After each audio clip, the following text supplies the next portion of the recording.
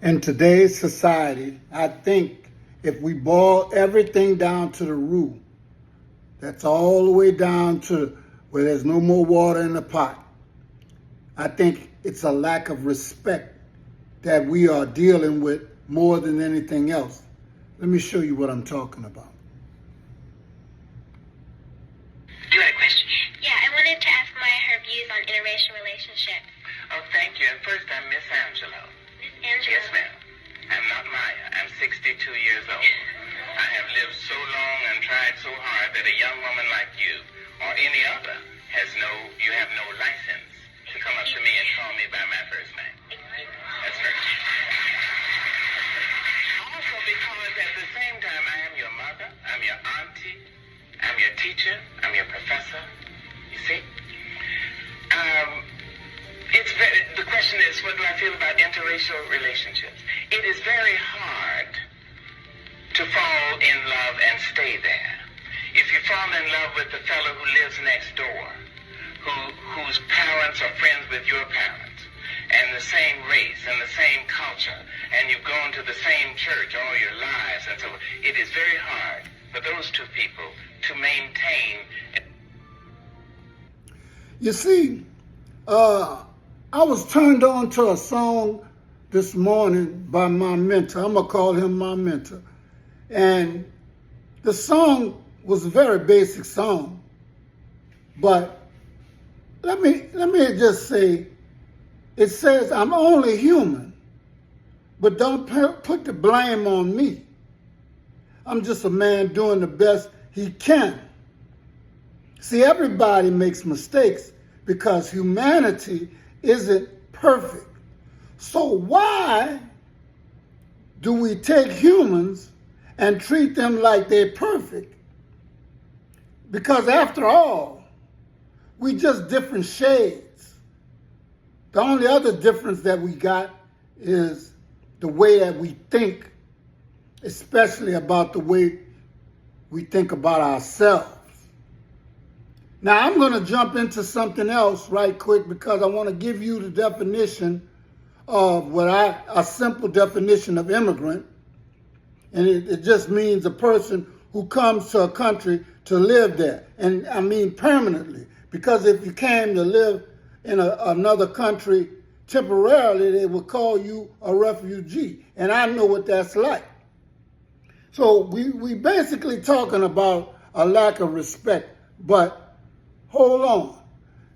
You see, when we talk about immigrants, you see, how in the world can the very people who define immigrant call you an immigrant when you were looking at them when they were coming onto the ground that you had been there for for thousands of years? Okay? Now, you see, the world writes our story for us, and we let them. Honestly, I don't think we recognize the truth anymore. You see? Now, let's go back and listen to something that's going to, in a roundabout way, talk about immigrants. Because, see, this lady is telling you the truth, and I can't tell another black person the truth because they don't want to hear what I got to say. But your master, you'll listen to.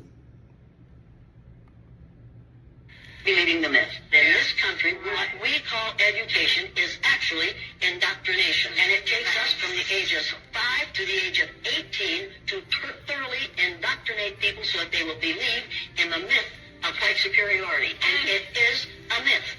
Right. Now, you can't do that while you're teaching that Columbus discovered America. Right. There were black people on this continent 4,000 years before Columbus was born. Right. We teach black history in the schools as if it started with slavery. I'm not a white woman. I'm a faded black person. My people move far from the equator. And that's the only reason my skin is lighter.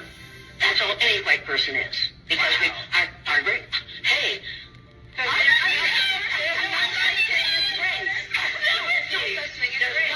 There's one race, the human race, and we all came from the same black women 300,000 to 500,000 years ago. The human race began with black. So there it is.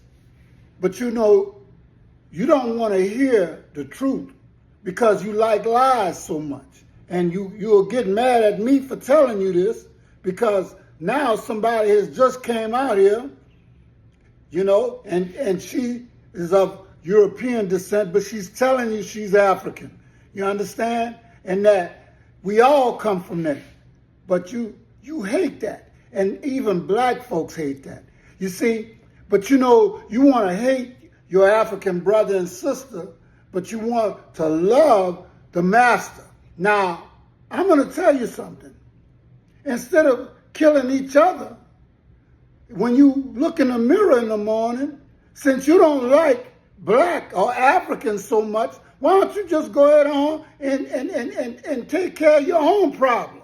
Why don't you just get rid of you instead of killing other black folks? Because one thing that I know is when we sit down here and we talk about immigrants and we talk about a lack of respect, how in the world the people who raised you, built up your foundations of your country, you understand, fought in your wars, and did all these things for you so that you can have this great life, you turn around and you will call them a boy and a girl. Then on top of that, you might rape them 15 years past you being a baby, suckling at their breasts. See, this is what we're really dealing with here, okay? Now, anytime the parents of civilization try to rise up, but you cannot stop a tidal wave. A tsunami, get in front of the tsunami and see what happens to you. But we know the truth, and you need to know the truth, and you need to stop speaking lies. If you hate yourself, you know the best thing that you could do. In fact, do it for everybody, okay? I'm not on here to tell anybody to commit suicide or anything else. But rather than you go hurt somebody else, why don't you just take yourself out of your misery, okay? Now, I'm talking about right now, and I'm being real with you when I say, look, the people who founded this earth, the people who was actually here first, if you want to call it that, we all human beings. But why in the world, if you're a human being and you know it, no matter what somebody calls you, would you try to promote another human being above yourself? You see, that's what they talk about when they talk about conditioning, okay? They condition your brain so that you can't think no more. Now, so far as we're talking about immigrants, let's listen to, see, right now, like they said, chickens come home to roost. Listen up. Mullen, one of the most powerful military leaders in America, stood live on national TV and sent a direct warning to Trump.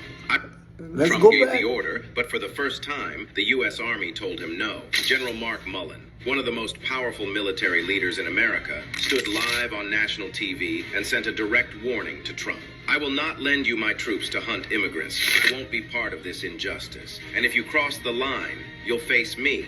A statement like this has never been seen before in U.S. history. A general openly defying a sitting president. The room went silent. Newsrooms exploded. Social media melted down. But it didn't stop there. The general went further. If the president continues this persecution, the military will take drastic measures to defend the Constitution, even if that means standing against him. Trump, visibly furious, tried to respond, but the damage was done. A wave of rebellion surged from within the military itself.